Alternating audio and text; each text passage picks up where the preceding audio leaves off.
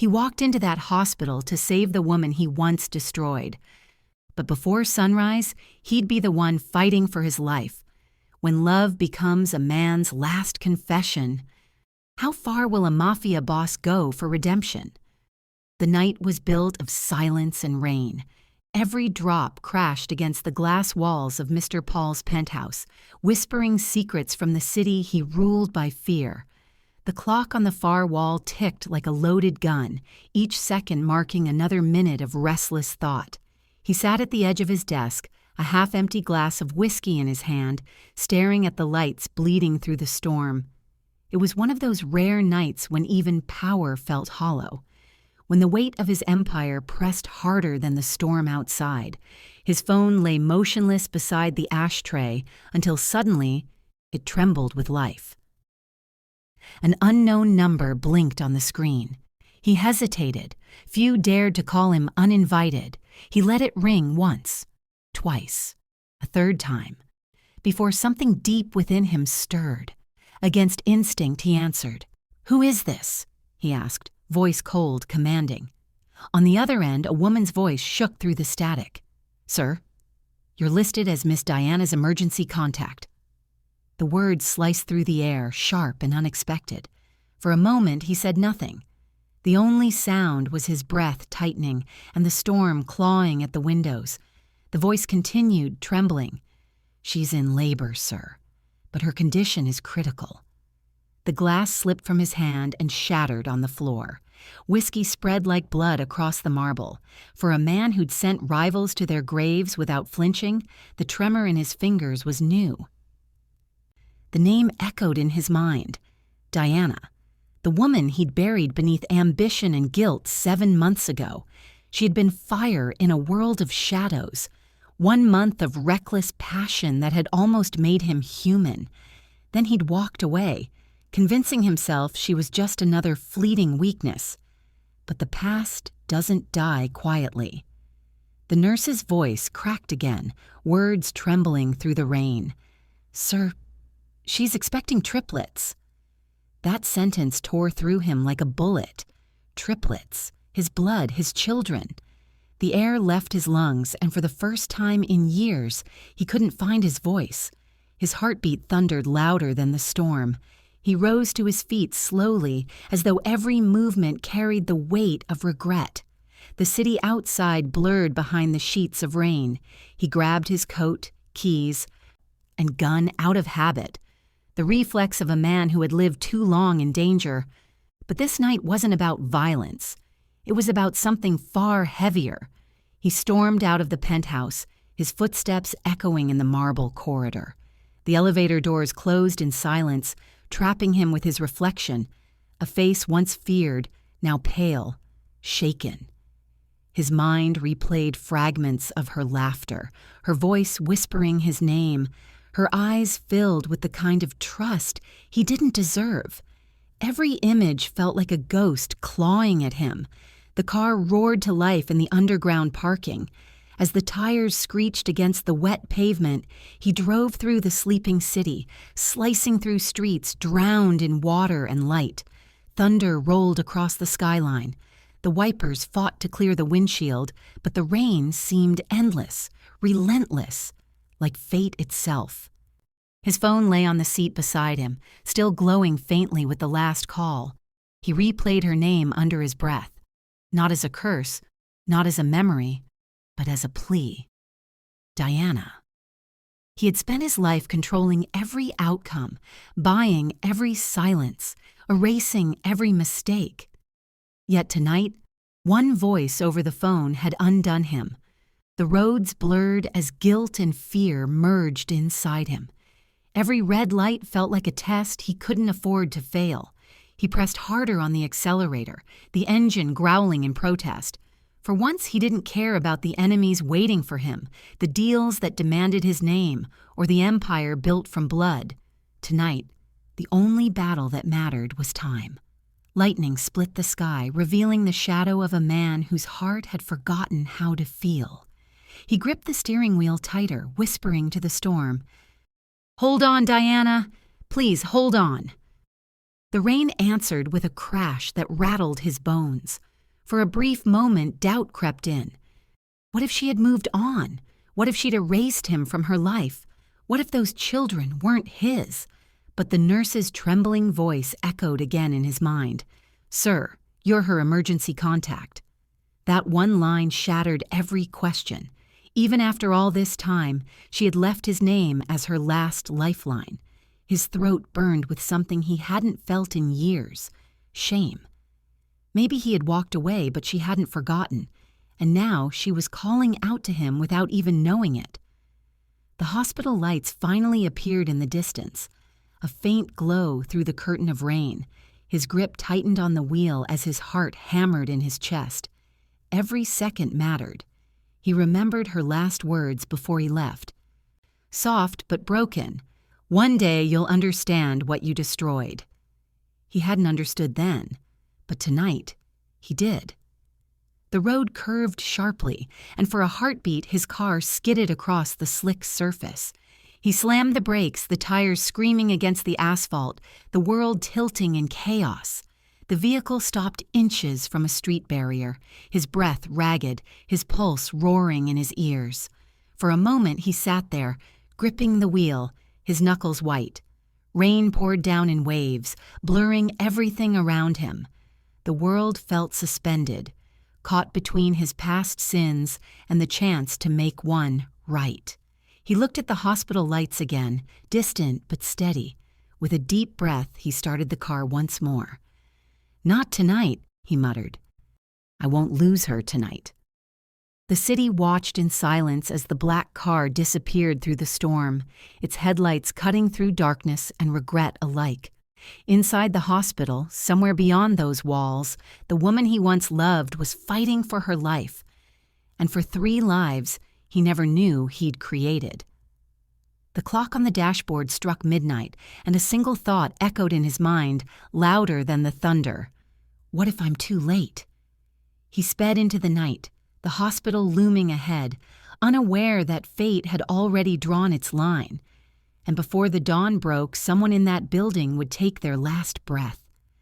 The hospital entrance loomed like the gates of confession. Rain still clung to Paul's shoulders as he pushed through the glass doors, every droplet carrying the weight of 7 months of silence. The scent of disinfectant mixed with the faint metallic tang of blood. A nurse at the counter looked up and froze. She recognized him instantly. Everyone in the city did. Mr. Paul, the man whose name lived in whispers and fear. Tonight, though, there was no power in his stance, no arrogance in his stride. He looked less like a king of the underworld and more like a man who'd run out of time. He slammed his hands on the counter. "Diana Williams," he said, voice sharp but trembling underneath. "Where is she?" The nurse fumbled with the records, her eyes darting nervously to the security guard nearby. "Room 307. Maternity wing," she murmured. Paul didn't wait for more. His shoes splashed through the linoleum floor, leaving streaks of rainwater behind as he stormed down the corridor. The lights overhead flickered, humming softly. The sterile air thick with tension. Every step echoed like judgment. Every second felt like another chance slipping away. He turned a corner and saw the maternity ward doors, pale blue, marked restricted access. A doctor in a white coat stood there, clipboard in hand, arguing quietly with another nurse. Paul approached, his presence instantly commanding silence. "You're her doctor?" he asked. The man turned, startled. Yes. Are you family?" "I'm the reason she's here," Paul muttered, more to himself than to anyone else. His tone carried no pride, only regret. "How is she?" The doctor hesitated, glancing at his chart, then at the glowing red digits above the door. "Her condition is severe. We're losing her strength.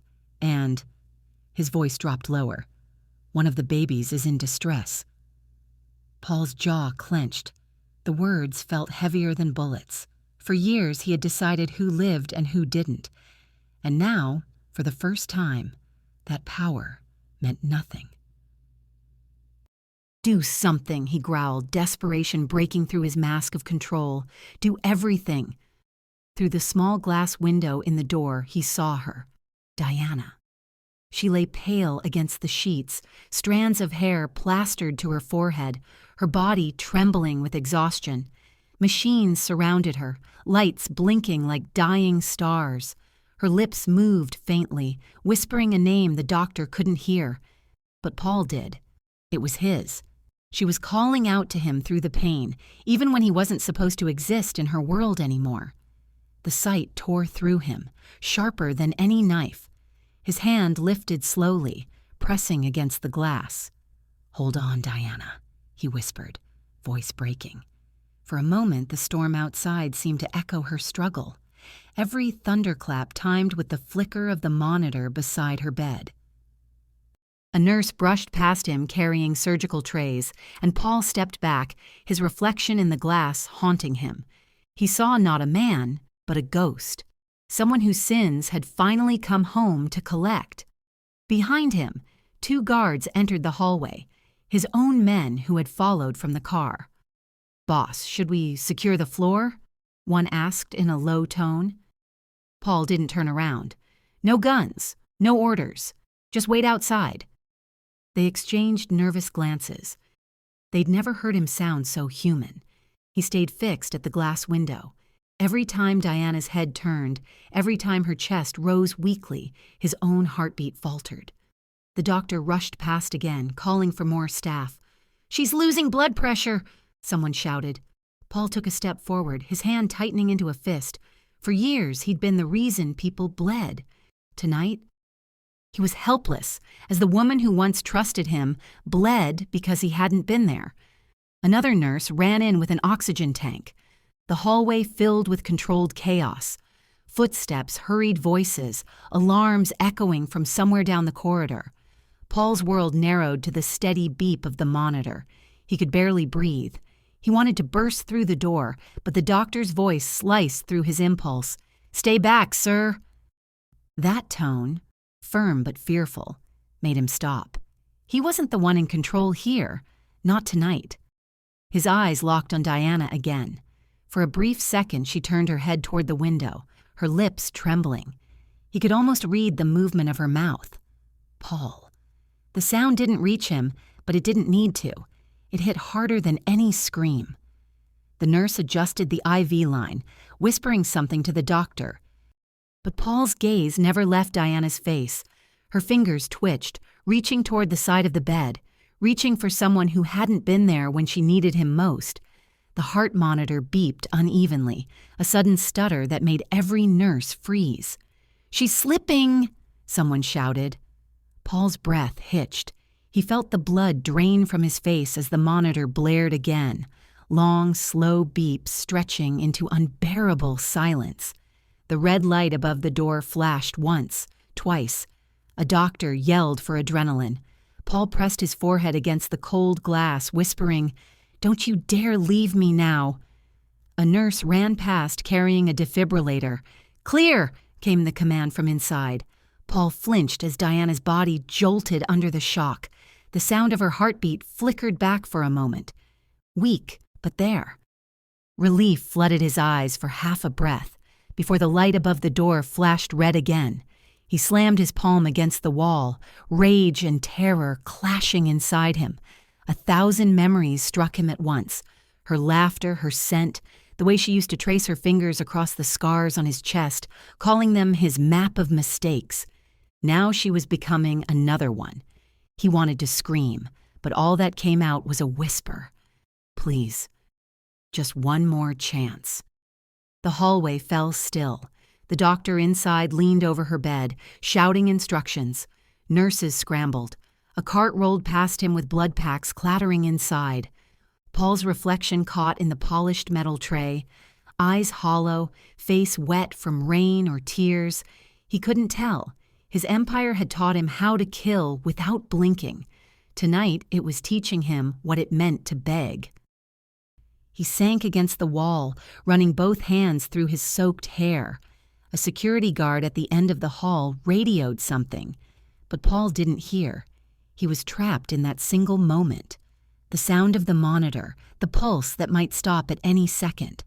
The corridor, once cold and sterile, now felt like a confession chamber. Inside the room, the doctors surrounded Diana, their voices rising. "We're losing her!" one cried. Paul's head shot up, his heart hammered against his ribs. He stood again, pressing closer to the glass. Through the blur of motion and flashing lights, he saw her hand fall limp across the sheets. The sound of the heart monitor flatlined for a second, a sound that froze everything inside him. He slammed his fist against the door, shouting her name. "Diana!" The echo carried through the ward, startling nurses, silencing even the storm outside for a breath. Then faintly, the line flickered back. One weak beat, then another. The doctor exhaled in relief. Paul's chest heaved as if that heartbeat was his own being pulled back to life. He pressed his hand flat against the glass once more. His lips barely moved, but the words were carved from everything he'd never said aloud. "Hold on, Diana. Don't make me learn love this way." The red light above her room flickered again. Once, twice, and then turned solid crimson. The monitor's rhythm faltered, alarms blaring through the corridor as the doctor shouted, "We're losing her heart rate!" Paul's eyes widened. The hallway spun around him, and before he could move, the sound of the flat line screamed through the glass, one long, unbroken note that sliced through the air and shattered what was left of his soul. The corridor erupted into chaos the moment the red light began to flash above Diana's room. Nurses sprinted past Paul, their shoes screeching against the polished floor, voices overlapping with the harsh beeping from the monitors inside. Through the glass, he saw her body jerking faintly as doctors surrounded her. Tubes, wires, blood, and trembling hands trying to keep her heart alive. Paul stood frozen, his breath locked somewhere between fear and disbelief. He'd stared at death countless times, but never like this. Never when it carried the face of the only woman who'd ever looked at him like he was more than the monster he had become. The man who once ruled empires with a flick of his wrist now couldn't even cross a single door. The smell of antiseptic and panic filled the hallway, a sharp reminder that power meant nothing here. For the first time in years, Paul felt the walls closing in. The room seemed too bright, the noise too loud, the truth too raw.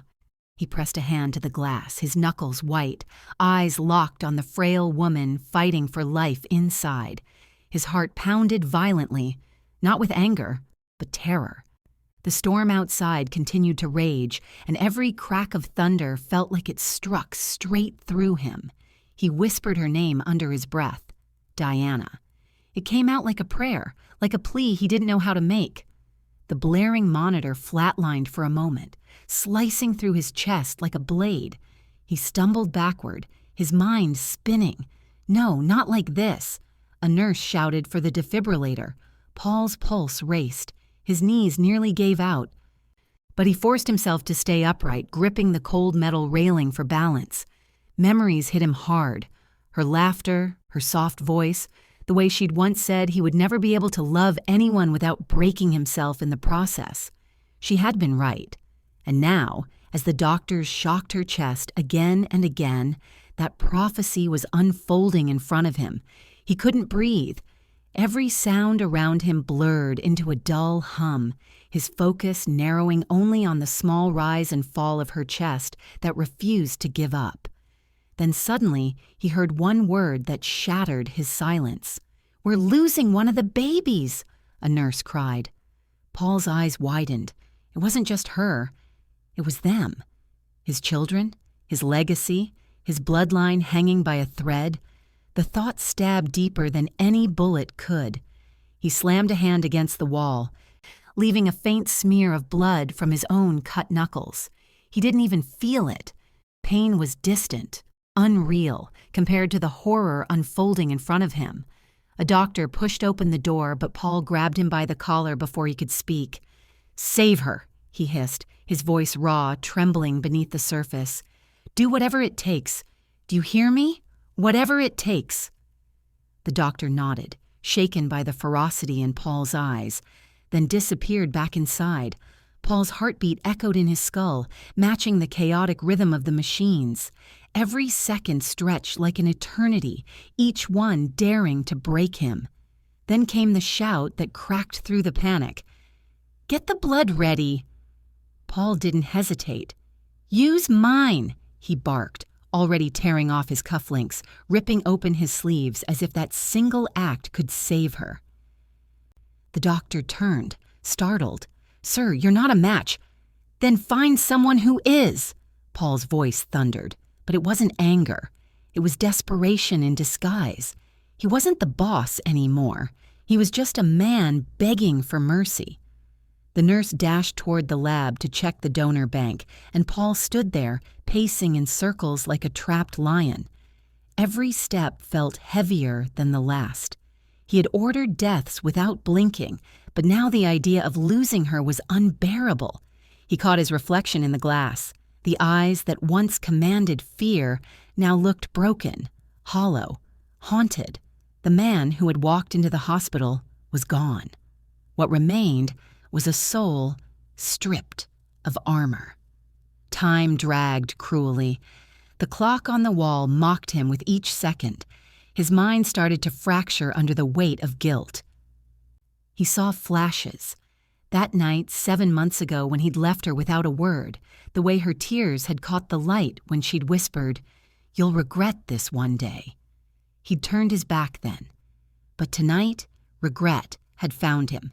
It was standing right beside him, dressed in white coats and blood-stained gloves. Paul's throat burned as he muttered under his breath, "Don't do this to me, Diana. Don't you dare leave me like this." He wanted to believe she could hear him. He wanted to believe that somewhere beneath all those machines, her heart recognized his voice, but the steady alarm inside said otherwise. Another nurse rushed past him, clutching a bag of blood. But her face said it all. It wasn't enough. The babies were too weak. Diana was fading faster than medicine could chase. Paul pressed both hands against the glass now, his forehead resting on it, whispering fragments of words that didn't even make sense anymore. His voice trembled, breaking with each syllable. "Please, just one more chance. Let me fix what I broke." The rain outside beat harder, mirroring the storm inside his chest. Then came the longest minute of his life. Silence. The kind of silence that could bury a man alive. Every machine inside the room seemed to pause, the doctors standing frozen, faces pale. Paul felt his pulse stop along with the monitors. His lips parted, but no sound came out. The corridor around him blurred. All he could see was her motionless body surrounded by frantic hands. "Clear!" shouted the doctor, and another jolt ran through her. Her body jerked, then fell still again. The second shock came. Paul's hands trembled violently. He wanted to rush in, to break that door, to hold her. But he couldn't move. The nurse closest to him shouted something about oxygen levels dropping. Then, just faintly, there it was. A flicker on the monitor, a heartbeat. Weak, fragile, but there. Paul gasped for air as if he had been drowning for hours. Relief tried to find him, but before it could settle, the doctor's voice rose again. "We're not out of danger yet. Her pulse is unstable." His relief shattered like glass. He pressed his eyes shut, forcing back the tears he didn't want anyone to see. Outside, thunder roared again, shaking the hospital windows. The storm was relentless, just like the battle happening inside that room. Paul's phone buzzed in his pocket. One of his men, probably asking where he was, why he hadn't attended the meeting that could decide an empire, but he ignored it. Nothing mattered now except that woman lying behind that glass. His gaze drifted to the tiny incubators being wheeled past. Small, fragile lives that had come from chaos, now gasping for their first breaths. His hand pressed harder against the glass, as though through sheer will he could keep them alive. He whispered, almost to himself, "You're mine. All of you. You'll live. You have to." Then the door opened. The doctor stepped out slowly, his gloves stained, his mask pulled down. His face was pale, too pale. His eyes carried something heavy, something unreadable. Paul's stomach turned cold. He tried to read the silence, but it told him nothing. The doctor took a breath, looked down, then back at him, and before a single word left the doctor's mouth, Paul already knew something was terribly, heartbreakingly wrong. The doctor's lips parted, but instead of words, a trembling sigh escaped, and the sound that followed from inside the room made Paul's entire world collapse again. The corridor had fallen into a haunting silence. Only the faint hum of machines could be heard through the thick glass of the ICU. Paul's body stood rigid, yet inside him, everything was breaking apart. The doctor's footsteps echoed toward him, slow, hesitant, the sound of someone carrying unbearable news. Paul's throat went dry. He could still hear the faint alarm from moments ago replaying inside his mind, that single piercing note that had nearly ended him. When the doctor finally stopped before him, his lips trembled before words even formed. "She's alive," he said quietly, each word heavy as iron, "but she's unconscious." For a brief moment, air returned to Paul's lungs. His hands, clenched into fists for so long, loosened slightly. But before hope could rise, the doctor continued, voice cracking like fragile glass. "We managed to save 2 babies, a boy and a girl. The third didn't survive." The words hit Paul like a bullet straight to the chest. The corridor seemed to tilt under his feet. The lights above flickered, the world spinning in a blur of white and red. His jaw tightened, fighting the scream that clawed at his throat. He had seen death before, he had caused it. But this felt different. This was the kind of loss that didn't fade, the kind that carved itself into the bones. One gone before even taking a breath, his child, his blood. His sin made flesh and then taken away. He turned his face slightly toward the glass wall, the reflection staring back at him almost unrecognizable. Eyes hollow, skin pale, soul collapsing. The doctor placed a hand on his shoulder, but Paul brushed it off without a word. He didn't deserve comfort. Not tonight. Not ever. "Can I see them?" he whispered finally, his voice scraping out like a ghost. The doctor nodded silently and gestured toward the nursery. The hallway between them felt like a tunnel that stretched forever. Each step Paul took was heavy, unsteady, as though guilt itself was weighing him down. His shoes echoed softly on the sterile floor, the rhythm syncing with his heartbeat. He had walked into execution rooms with more strength than he had now. When he reached the nursery, the lights inside were dim, warm, almost sacred. The air was thick with the quiet hum of incubators and the rhythmic beeps that spoke of fragile life. Behind the glass stood 2 small figures wrapped in white, tiny chests rising and falling, breath so soft they seemed to whisper instead of breathe. Paul froze. His reflection overlapped with theirs, trembling slightly in the glass, a ghost of a man looking at the only pure things he had ever brought into the world. The boy's small fist twitched, the girl's lips parted in a soft, sleeping sigh. He couldn't move closer. He couldn't trust his hands not to shake. The sight of them was too much, a beauty he didn't deserve to touch.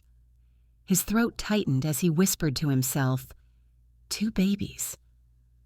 The words came out broken. His eyes burned.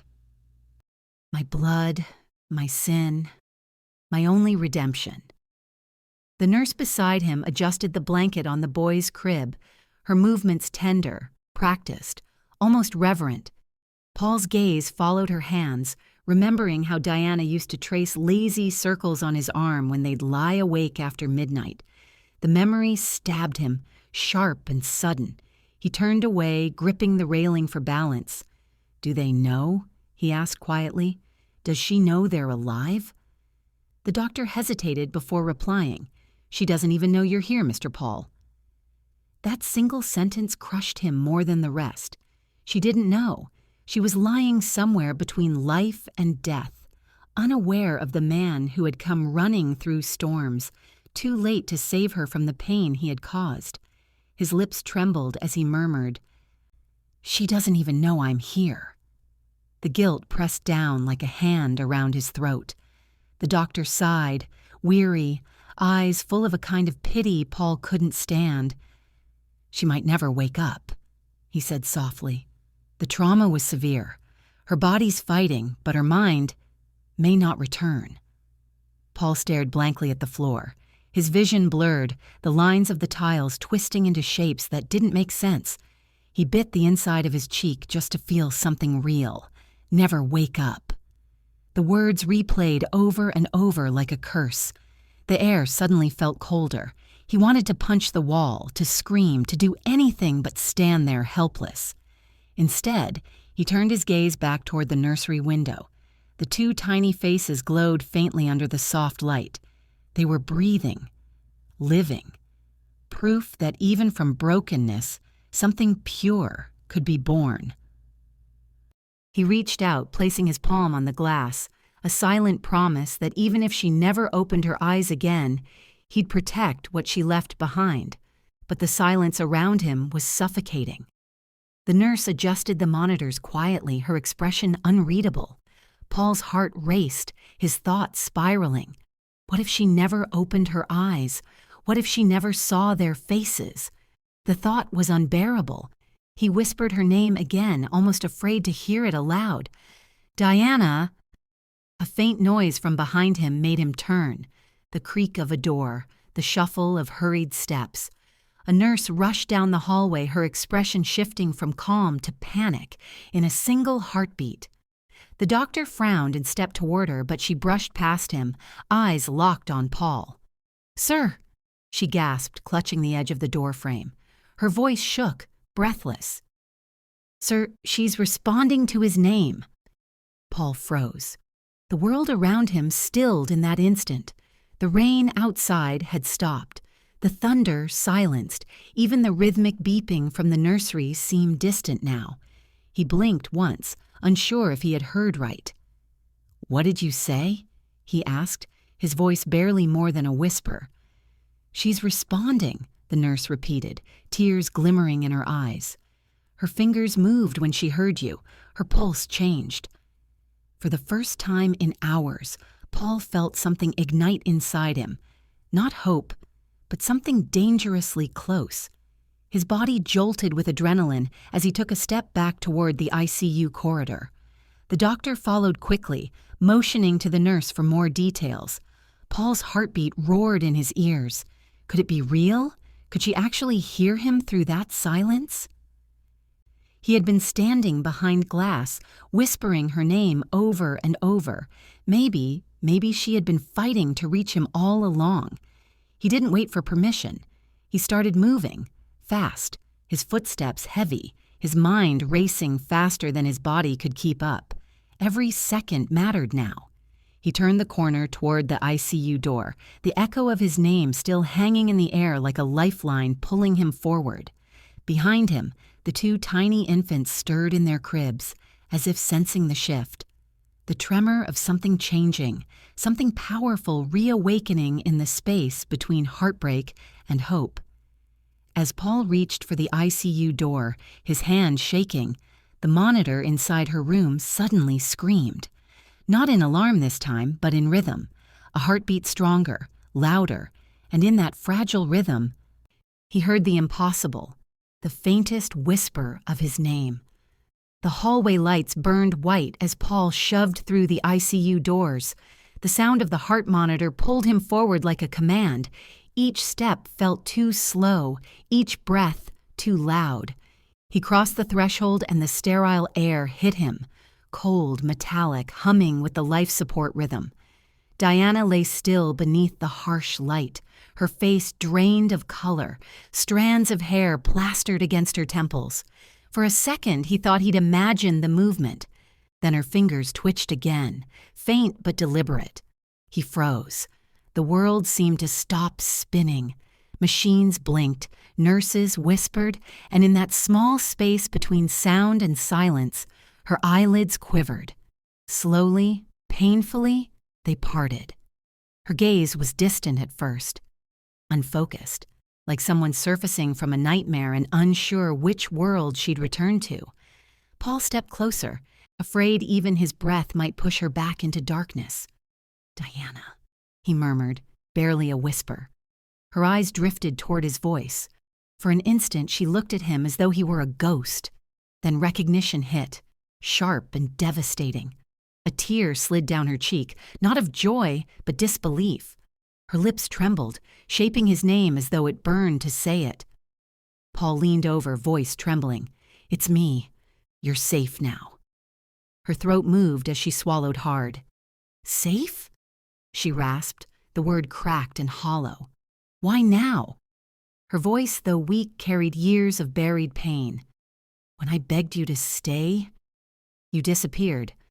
And now you show up when I'm broken?" The accusation cut deeper than any bullet he'd ever faced. He wanted to answer, to explain everything, the danger, the empire, the threats, but none of it mattered here. "I didn't know," he said quietly. "I didn't know about the babies. If I had—" Her eyes closed tightly, tears spilling past her lashes. "You don't get to regret now, Paul. You made me survive without you." He felt every word like a strike to the ribs. He had no right to ask forgiveness. Yet standing there, watching her struggle to breathe, he wanted nothing more than to give her every piece of himself left unbroken. He reached out, hesitated, then took her trembling hand. It was cold, too cold. Her eyes fluttered open again, searching his face, confusion flickering between anger and exhaustion. "You shouldn't be here," she whispered. "Your world, it destroys everything it touches." "I'm already destroyed," he said. "Let me try to fix what's left." A small, bitter laugh escaped her lips. "You can't fix the dead." The monitor beside her ticked faster, the rhythm uneven. A nurse glanced at the screen and stepped closer, whispering to another. Paul didn't notice. He was trapped in her gaze, pleading without words. "You were the only thing real in my life," he said softly, "and I ran from it." Her breathing hitched. "You ran from me." The room thickened with silence. The nurse adjusted the IV, eyes darting nervously between them. Every sound, the hiss of oxygen, the faint squeak of shoes on linoleum, felt amplified, as if the universe held its breath. Paul leaned closer. "I thought leaving would protect you. My enemies—" She shook her head weakly. "You can't rewrite the reason. You left because it was easy." His chest tightened. The storm he'd carried inside him for months erupted behind his ribs. "It wasn't easy," he snapped, the words trembling. "Every night I saw you when I closed my eyes." Her tears returned, slower this time, heavier. "And yet you never came back." He had no answer. His hand trembled as he brushed a strand of hair from her face. The warmth of her skin terrified him. It proved she was alive and could still be lost. "Diana," he whispered again, voice breaking. "Please, let me stay." Her eyes softened for the briefest moment, then filled again with pain. "Stay? For how long, Paul? Until guilt fades?" Before he could respond, the monitor beeped erratically. A shrill warning sliced through the room. The nurse straightened instantly. Paul turned, heart dropping. "What's happening?" "She's agitated," the nurse said quickly, checking the lines. "Her pulse is spiking." Paul stepped back, giving space, but Diana's hand clutched his. "Don't go," she gasped, the words torn between breaths. "Not again." He froze, fingers tightening around hers. "I'm here," he said. "I'm not leaving you this time." For a heartbeat, the machine steadied. Her gaze softened. The edge of fear slipped away. It almost looked like peace. Then her breath caught. A flicker of pain twisted her expression. The monitor spiked again, higher this time. The nurse's calm shattered. "Doctor!" she shouted. "Her pressure's dropping!" Paul's world blurred. He could see the red numbers dancing wildly on the screen, the steady beeps now a frantic alarm. Diana's grip weakened in his hand. "Diana, look at me," he begged, leaning over her. "Stay with me, please. Look at me." Her eyes fluttered, unfocused, her lips forming his name without sound. The nurse hit the emergency button. Alarms screamed. 2 more staff rushed in, pulling carts and instruments.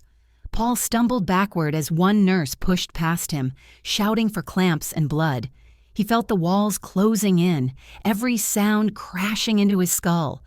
Just moments ago, she had been speaking, accusing, alive, and now her body trembled, her face paling again. He tried to move closer, but a nurse blocked him. "Sir, please step back." He refused. "No, I can't." "Step back!" The doctor's voice cut through, commanding, "She's bleeding again!" The words slammed into him like an explosion. His chest went hollow. He looked down at his hands, her blood on his fingertips from the IV line that had pulled loose when she clutched him. The crimson stain glowed under the harsh light. His breath quickened. The room became chaos. Voices, machines, hands moving fast. The metallic smell of blood filled the air. Diana's body arched slightly as they tried to stabilize her, her weak cry cutting through every sound around him. Paul's knees gave out for a second. He grabbed the railing beside him, forcing himself to stay upright. He couldn't collapse now. Not again. "Save her," he shouted, his voice raw. "Do whatever it takes." The doctor didn't look up, only barked orders. "We're losing pressure. Move, move!" Paul pressed his palms together against his forehead, eyes closed, whispering to no one. "Not again. Please, not again." Through the blur of motion, he saw one nurse glance back, eyes wide with urgency. Another reached for a fresh unit of blood, hands trembling. Paul's world shrank to the rhythm of the monitor. Every beep was a heartbeat. Every pause was a threat. He couldn't breathe. He couldn't think. He could only stare as they fought for her life once more. And then, sudden stillness. The monitor gave one long, continuous note that pierced through every other sound. Paul's head snapped up, eyes wide, the color drained from his face. The nurses froze mid-motion. "Doctor," one whispered. The surgeon's gloved hands moved faster, desperate now. "Not yet," he muttered. "Not like this." Paul's chest tightened until he could barely stand. The same helplessness that had devoured him hours ago returned, sharper, crueler. His throat burned as he whispered her name again, his voice breaking against the noise. "Diana!" The flatline screamed. Lights reflected off the tears streaming down his face. He stepped closer despite the hands pushing him back. "Please," he whispered, voice trembling. "Please don't take her from me." The doctor's voice roared, "Get me the defibrillator!" And as they rolled it in, the scene froze in his mind. Her still face, the red numbers blinking mercilessly, his world hanging by a single thread. The doctor raised the paddles, shouting for clear space, and in that instant Paul felt the universe pause. One spark, one shock, one heartbeat between life and the silence that would end him forever. The air outside the ICU was thick with the scent of antiseptic and fear. Paul stood frozen as they wheeled Diana past him, her body pale beneath the sheets, tubes and blood tracing down her arm. The door slammed shut behind the medical team, the red light above the operation room flickering on. For the first time in his life, the man who once commanded killers and ruled an empire with iron fists found himself powerless. His reflection in the glass wall looked like a ghost. Eyes hollow, jaw trembling, his once impeccable suit stained with her blood. The chaos had subsided into a suffocating silence, broken only by the echo of his own heartbeat. He pressed both hands against the cold wall and bowed his head. Paul had made 1,000 bargains in his life, bargains sealed with blood, silence, and fear. But now, as he stared through the glass where Diana lay somewhere beyond, fighting for her life, He found himself making a deal not with devils, but with something far greater. His voice was barely a whisper, raw and shaking. "Take it all," he muttered, his words cracking in the empty hallway. "Take my empire, my power, my name, but not her." He drew a shaky breath, his throat burning as tears blurred his vision. "Not her, please." The words fell from him like confessions, heavy and sincere. Each one digging into the weight of his sins. The man who once silenced others now begged into the void. The corridor lights reflected against the tears on his cheeks, carving lines of regret across his hardened face. His mind raced with images. The nights he'd left her waiting, the messages he never answered, the promises he never made. He remembered her laughter, how it once echoed in the quiet of his apartment, and how it had faded when he walked away. Every decision that once made him powerful now felt meaningless. He would have traded every weapon, every loyal man, every ounce of gold, just to see her eyes open again. A faint cry broke the silence, soft yet piercing. Paul turned his head sharply toward the sound. Down the dim hallway through the cracked door of the nursery, a baby's wail echoed, his breath caught. The sound pulled him from his prayers, grounding him in a reality he still couldn't grasp. His children. He moved toward it slowly, like a man afraid to face the truth. Through the glass window of the nursery, he saw them. Tiny, fragile, wrapped in white. 2 lives he never knew he'd created. 1 boy, 1 girl. The nurse inside rocked the baby gently, whispering something soft. Paul stood there, motionless, his heart breaking and healing at once. His reflection in the glass overlapped with theirs, his shadow cast beside their small, innocent bodies. "You don't deserve them," he whispered to himself, his voice rough with guilt. He had spent his life destroying families, tearing apart what others built, and now his own family was slipping through his fingers. He pressed a hand to the glass. His palm dwarfed the little form inside. The nurse turned slightly, noticing him. Her expression softened, and she nodded silently, as if giving permission. Paul stepped into the nursery. The warmth of the room hit him, the faint smell of milk and antiseptic mixing in the air. The crying stopped as he approached the crib. He looked down at the tiny girl, her skin soft and pink, her fingers curling around the edge of the blanket. Her face was peaceful, untouched by the darkness that defined his world. He reached down hesitantly, his hand trembling, then gently touched her hand. The moment her tiny fingers wrapped around his, something inside him shattered. His throat tightened. "You're mine," he whispered. "You and your brother." His voice cracked, barely audible. "And I wasn't there when you came into this world." The guilt hit harder than any bullet. He'd missed their first cry, their first breath, because he was too busy hiding behind his empire. He bent down, brushing a soft kiss against her forehead. "I swear you'll never know pain like your mother did, not while I breathe." His words were a promise, a sacred one this time.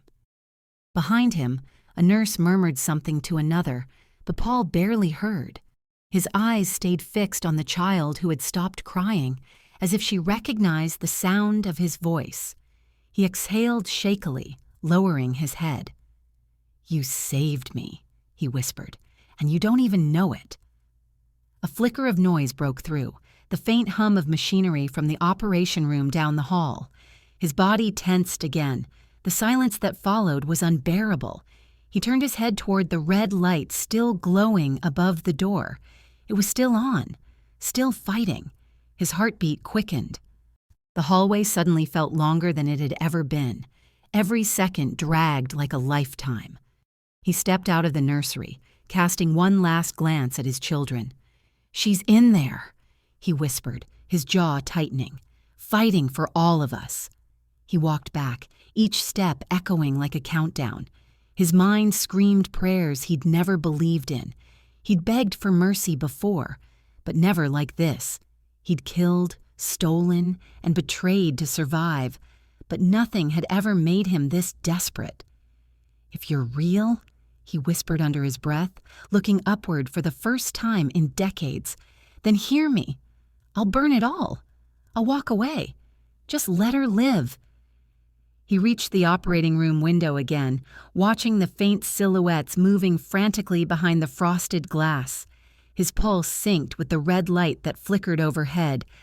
Each flash, another reminder that her life was still hanging in balance. He pressed his palm to the glass once more. The cold seeped into his skin, and for a moment, he imagined he could feel her heartbeat through it. The storm outside still raged, lightning cracking through the night. The sound rolled down the corridor like a growl from the heavens themselves. Paul's reflection stared back at him, a man who had built an empire out of fear, now trembling like a child. His lips moved silently, repeating the same words over and over. "Take everything, just not her." A soft thud behind him made him turn. A nurse stood there, holding a clipboard, eyes full of quiet pity. She didn't speak. She didn't need to. Her expression said enough. He looked past her, back at the glowing red light. It flickered once, then steadied. His heart stopped for a beat. The sound of the monitors beyond the door grew faint, muffled by the walls, but he could hear something. Movement, voices, urgency. He held his breath. His hand clenched into a fist. He didn't blink, afraid that if he did, the light would go out again. His mind drifted to Diana's laughter, the warmth of her touch, the softness in her voice when she once whispered his name. He didn't deserve another chance, but he wanted it, needed it. Every deal he'd ever made had cost someone else's soul. This one would cost his own. He whispered again, almost a prayer, "Let her live, and I'll pay the price." The red light flickered once more. The door handle moved. Paul's entire body tensed. The operation room door creaked open, slow, agonizingly slow. The doctor stepped out, surgical mask hanging loose, his eyes shadowed and unreadable. For a heartbeat, Paul couldn't breathe. Every sound in the corridor disappeared. Every second stretched into eternity. The doctor's expression stayed blank, neither relief nor sorrow, just a heavy, unreadable silence as Paul's world held its breath, waiting for the words that could either save him or destroy him forever. The doctor's voice broke through the silence like a tired whisper from the storm. His surgical mask hung loose, sweat glistening on his forehead, eyes heavy from the weight of hours spent between life and death. "She's stable," he said finally, and Paul's breath trembled out in a soundless exhale. "For now." Those two words, fragile and uncertain, hit harder than any bullet he had ever faced. The doctor glanced down at his blood-stained gloves before meeting Paul's eyes. "Her heart is weak. She'll need care, real care. Not the kind that comes from money or machines, the kind that comes from love." Paul's throat tightened. Love. A word he'd buried beneath power and vengeance. He gave a small nod, his voice failing him as he stepped closer to the glass door separating him from Diana's room. The doctor's hand landed briefly on his shoulder. "If you want her to recover," he said softly, "she has to believe she still has something to live for." Then he walked away, leaving Paul alone with the steady hum of the machines beyond the glass. Paul stood there for a long moment, his reflection overlapping hers through the transparent barrier. A man who destroyed lives, staring at the woman who nearly lost hers because of him.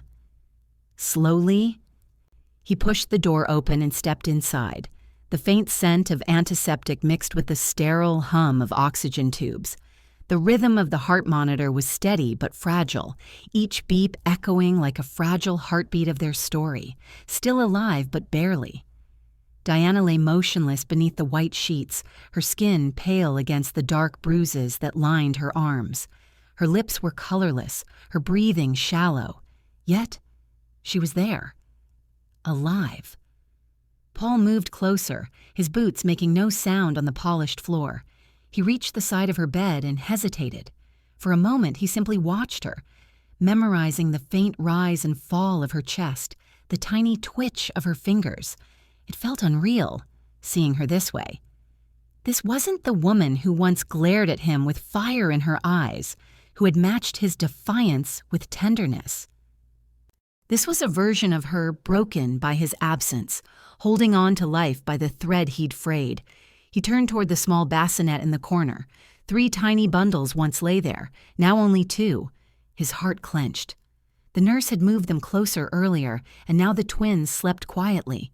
1 boy, 1 girl, each wrapped in soft white blankets. Their faces were calm, unaware of the storm their lives had begun with.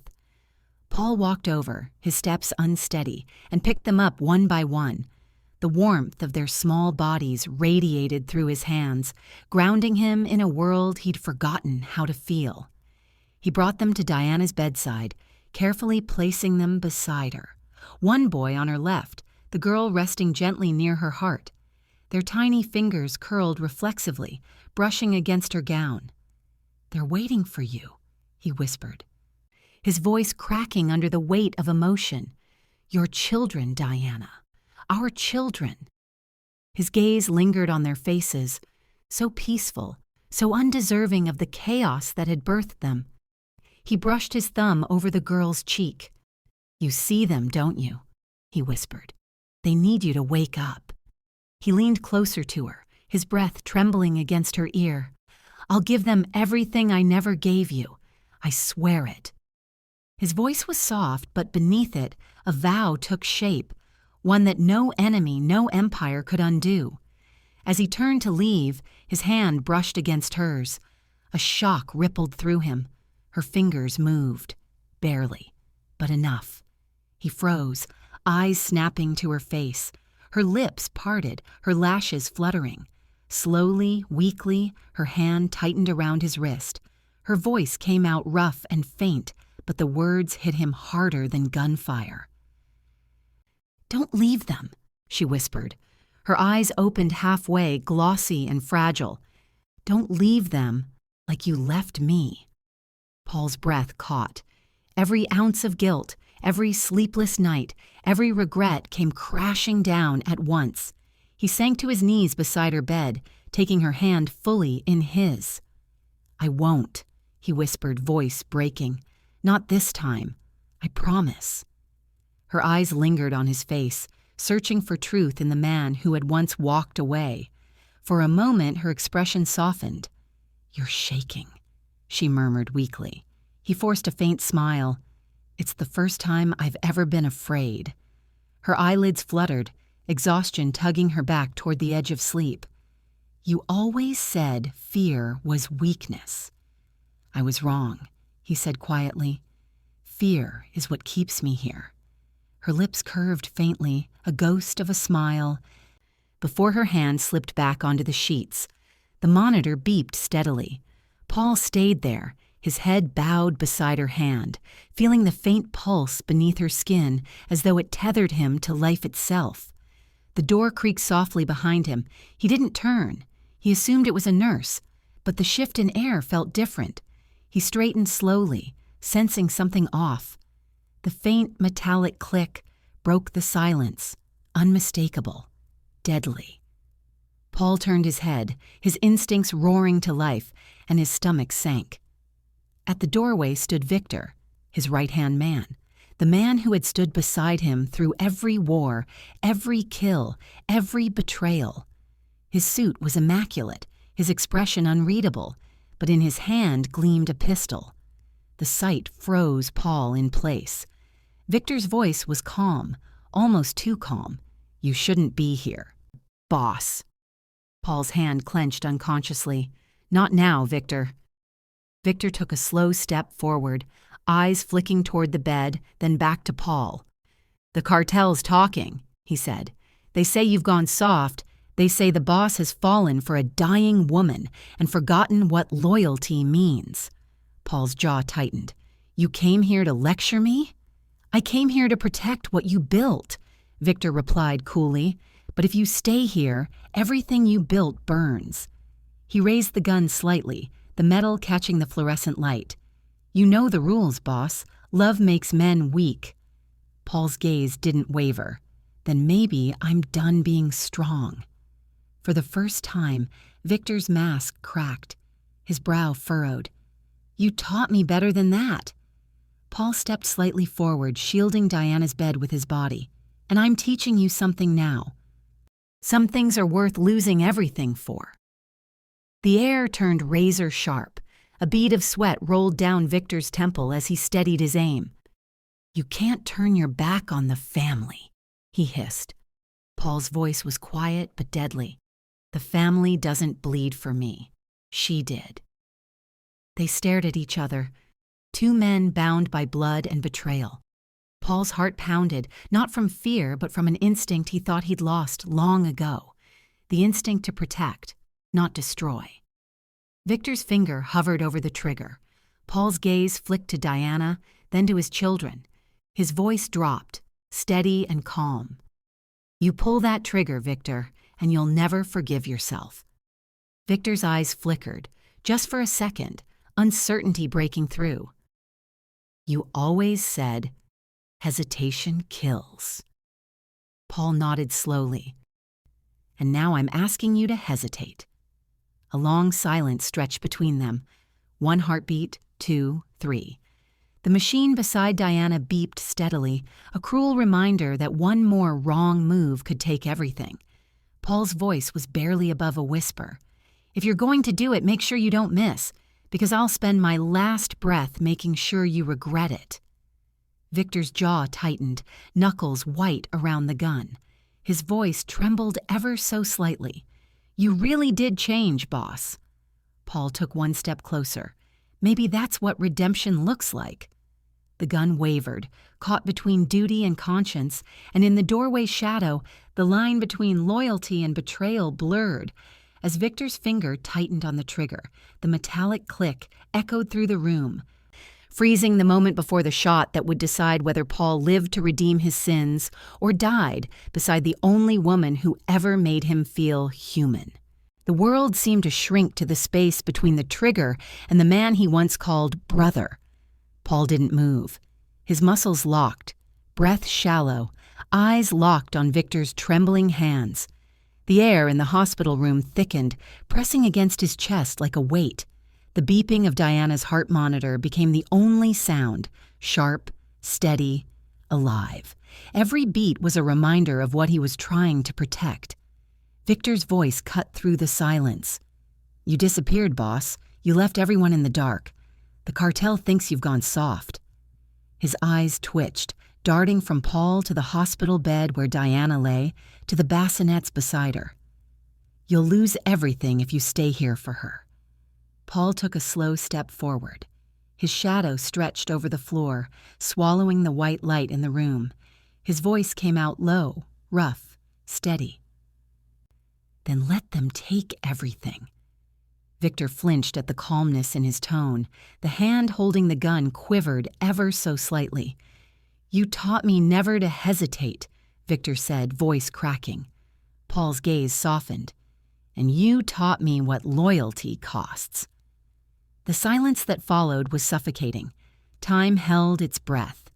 Somewhere in the hall, a nurse shouted, and a baby began to cry. But inside the room, it was as if the world had stopped spinning. Victor's jaw tightened. His finger twitched. Then, bang! The shot cracked through the air like thunder. The recoil echoed through the sterile walls, and for an instant, no one breathed. Paul's body jerked back from the impact, but before pain could register, a shadow surged from behind him. His most loyal guard, Kane, had thrown himself in the line of fire. The bullet tore into Kane's shoulder, spinning him sideways before he hit the ground with a heavy thud. Chaos erupted. Gun! Gun in the room! A nurse screamed. The door burst open as 2 more bodyguards stormed in, weapons drawn. Victor stepped back, face pale, realizing what he had done. Paul caught Kane before he collapsed, pressing a hand over the wound. Stay with me, he growled. Kane managed a weak grin through the pain. Guess I still owe you one, boss. Paul looked up, fury and heartbreak mixing behind his eyes. Victor! His voice was a roar that shook the walls. Victor's arm shook, the gun still raised but his confidence shattering. You don't understand. If you walk away from the cartel now, they'll come for her, for the kids. I was trying to protect what's left. By killing me, Paul spat, standing fully now, blood on his hands. Not his, but still enough to remind him of every life he'd taken. Victor's lips trembled. It's too late for you, boss. You built your throne on graves. You can't walk away from that. Paul's eyes hardened, but his voice dropped, calm, broken, real. Then maybe this is how I end it, not as a king, but as a man. He took a slow step toward Victor, unarmed, unflinching. If you're going to shoot, do it, but make sure she doesn't wake up to see it. Victor's breath hitched. His hand wavered again. Behind him, the corridor filled with heavy boots, Paul's guards closing in. He was trapped. "Drop the gun, Victor!" one of them barked. Victor's eyes darted around, panic creeping in. "You don't get it. They'll kill us all." "Then let them come," Paul said quietly. "I've been waiting my whole life to face something real." For a moment, Victor's eyes softened. Just barely. The brotherhood they once had flickered between them, a ghost of loyalty. "I warned you," Victor muttered, but his voice broke. He turned the gun slightly, aiming toward himself. But before he could pull the trigger, Paul lunged forward, grabbing his wrist. The gun fired again, the bullet embedding in the ceiling. The two men struggled, old instincts colliding, power against regret, loyalty against love. Finally, Paul twisted Victor's arm, the gun clattering to the floor. Both men froze, panting. Paul's eyes locked on Victor's. No anger now, just a deep sorrow. "You were my brother," he said quietly. Victor's lips quivered. "And you were my God." Paul's grip loosened, the gun slipping between them. The sound of boots rushing in filled the hall. The guards disarmed Victor, dragging him back, but Paul raised a hand. "No one touches him," he commanded. The guards hesitated, lowering their weapons. Victor stood trembling, bloodshot eyes searching Paul's face for something he couldn't name. "Why?" he croaked. "Because I've taken enough lives," Paul said softly. "I don't need to take another to prove I've changed." Victor blinked, tears filling his eyes, not of guilt but disbelief. "You'll die for her." Paul glanced at Diana, her chest rising faintly beneath the sheets, the heart monitor still steady. "Then I'll die for something worth it." A long silence followed. Victor's body sagged, the fight leaving him. The guards pulled him away quietly. The echo of their footsteps faded, leaving Paul once again standing by her side. He sat down slowly beside Diana's bed, the adrenaline draining from his veins. His hand brushed against hers. "It's over," he whispered, voice trembling. "At least, the part that destroyed me." Her eyelids fluttered, just barely, but enough for her to see him. Her gaze met his, soft and glistening. "Paul?" He leaned forward, brushing her hair from her face. "Don't talk. You need to rest." She smiled faintly. "You came back." "I never really left," he murmured.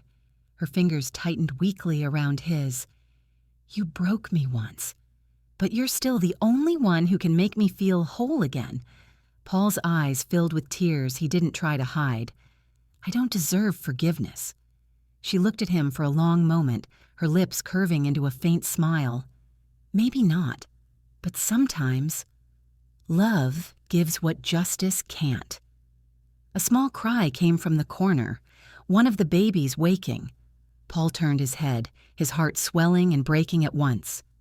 The nurse gently placed the tiny boy in Diana's arms. Her weak smile deepened as she looked down. "He has your eyes," she whispered. Paul's throat tightened. "Then maybe he'll see the world better than I did." Diana looked up at him again. "What will you tell them when they're older?" Paul's eyes dropped to the floor, voice quiet. That their father did terrible things, but for one night, he tried to be better. She smiled again, her hand trembling against his. That's enough. He leaned in closer, forehead against hers. I swear to you, I'll raise them right. I'll protect them. I'll protect you. The door burst open again, chaos erupting as someone shouted, He's losing blood! Paul blinked in confusion. His own shirt was soaked. A bullet had grazed his side during the struggle, blood seeping slowly through the fabric. The nurse rushed toward him, but he shook his head, eyes still on Diana.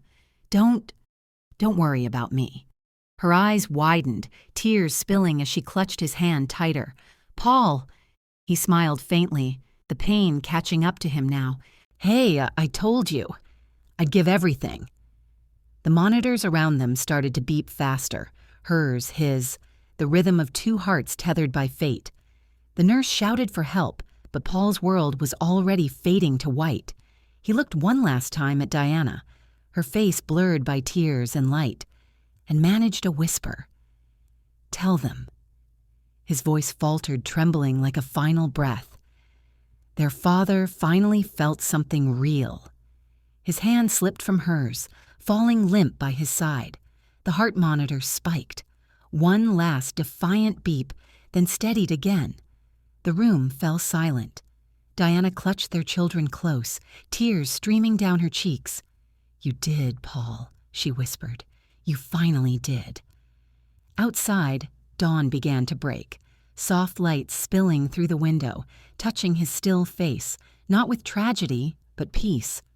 The empire he'd built from blood was gone, but in that sterile hospital room, something far greater had been born.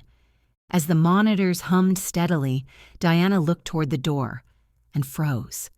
Kane stood there, pale but alive, holding something wrapped in a blood-stained cloth. Paul's gun, but the safety was on. He whispered, he didn't fire the last bullet. The camera of fate lingered on Paul's lifeless face, peaceful, eyes half closed, as the world realized redemption wasn't found in survival. It was found in surrender. If this story touched your heart, make sure to subscribe to Heartwoven Tales.